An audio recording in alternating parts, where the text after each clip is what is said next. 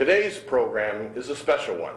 It's one we like to call God's Intervention Story here at Eye Opener, where we talk to individuals that have had their lives impacted in a very powerful way, maybe an unusual way, as God intervenes into their circumstances. Many times their circumstances are trials and tribulations, and that will be no different with our guest today in just a little while, Ryan Krafft. And so we hope that you'll stay tuned to this very important show and be inspired by the story of Ryan Krafft.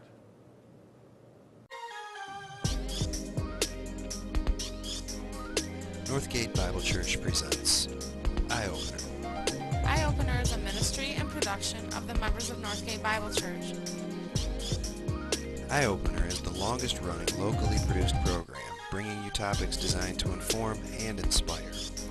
We welcome you to stay tuned for the next 30 minutes as co-host Kim Slowinski brings you a guest interview, followed by Pastor David Caswell with a spiritually challenging devotional message. And now, here's Kim with this week's guest. Today, we're going to bring you another dramatic testimony in a series of our programs that we call God's Intervention Story. Each month, we ask individuals to share their life transformation that they've experienced through God's saving grace. Today, we've invited Ryan Krafft to share his own amazing intervention story. Ryan, we want to thank you for being our eye-opener. It's a pleasure to be here. Thank you for having me. Well, great. Ryan, we want you to share with our viewers the path that your life was on before you met Jesus Christ. Well, before I had the accident, before I had a relationship with Jesus, my life was shallow and empty. I was using drugs and alcohol, and having casual sex. I was depressed and suicidal. I was self-destructing. Okay, so fill us in on a little more of the details of where that led, what happened in your life. Okay, well, basically, I made a bunch of series of wrong choices, though. As God intervened, I got into a car accident. When I was 18 years old, a friend and I decided to go drinking over in Canada. I don't remember the accident itself, but we were blindsided. I was the driver of the vehicle. We were blindsided by a 1-ton pickup truck. My friend's neck was broken up by an impact, and he died instantly. Oh, that's too bad. Myself, I was tossed in the vehicle and into a coma where I cheated between life and death for just under a month. Wow. When I came to it, they had to tell me that I had been in a car accident, that I had suffered a traumatic brain injury. And then I was basically sent to rehab, where I had to learn to do things all over again. Were there some difficulties involved in all of that rehab and all the things that you went through? Oh, for sure. I bet there was. Let me go back. When I woke up, I couldn't do anything. I couldn't speak. I couldn't move a muscle. So I had to go rehab to learn to do that again. And obviously I still have trouble speaking. Yeah. I still have difficulty speaking. But it's been a lot of work. I mean, it has. It's been a lot of work. So some of the decisions that you made that you thought were frivolous ended up being some tough decisions. I thought I was invincible, but it's kind of ironic because I was suicidal and I was self-destructing, but at the same time I thought, nothing's going to happen to me. Yeah, that is kind of a strange way of thinking, but I think there's probably some other people that can understand that same sense of hopelessness, but being invincible at the same time. That's interesting in the way you put that.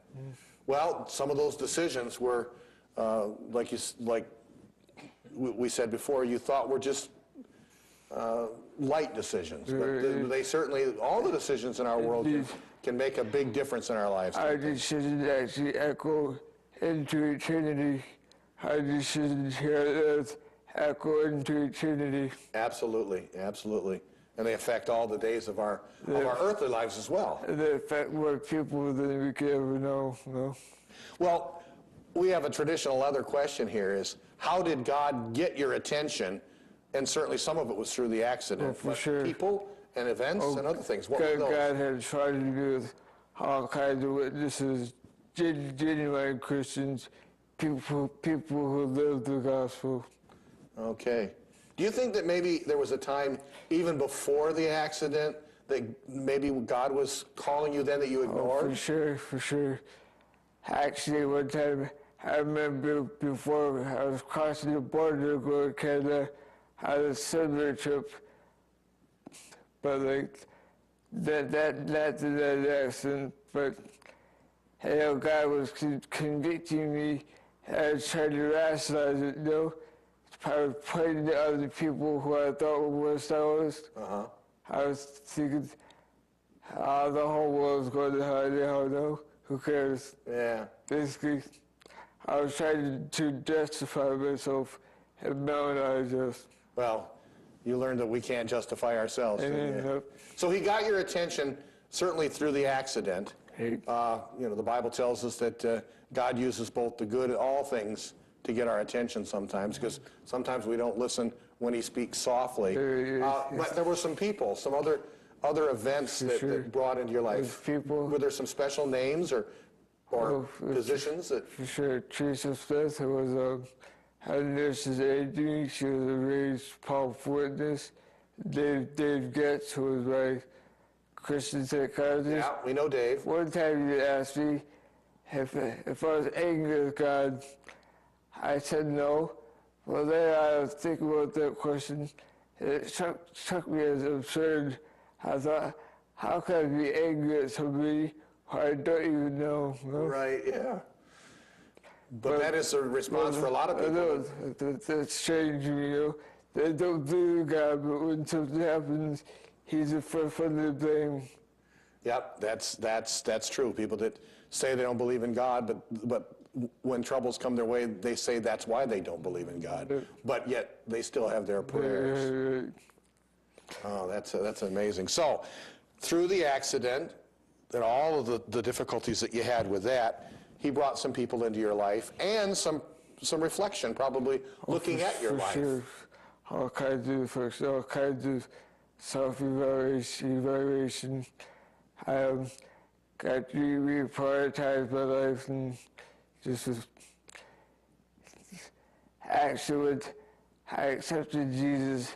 I was my bedroom one day when I was watching TV, a program similar to this. Okay. What was the show? What was the television program? I don't know, CNN probably. I accepted Christ. Initially, my purpose for accepting him was in hopes of physical healing, you know? I was hoping to be physically healed. Okay. But he did something much greater than that. He did spiritual healing. He brought me back to life. Right, and he gave you a longer life that lasts eternity, doesn't he? I didn't know I was dead before that, but I was dead inside. That's a wonderful way of saying it. You know, it's really the Bible talks about it, that we're somehow spiritually dead, and to become alive, to be born again. Amen. Right, to be born again, and to have that Spirit of God and that knowledge of God. And certainly it was a difficult time. What are some of the favorite Bible verses? Do you have a Bible verse or a life verse that speaks highly to your heart? I like how God responded to Apostle Paul in 2 Corinthians chapter 12, verse 9. He said, "My grace is sufficient for you, for my power is made perfect in weakness." Well, obviously, I've seen God's grace throughout my life, even when I was unbeliever. God showed me great grace. Yeah. And a lot of this happened, you know. Well,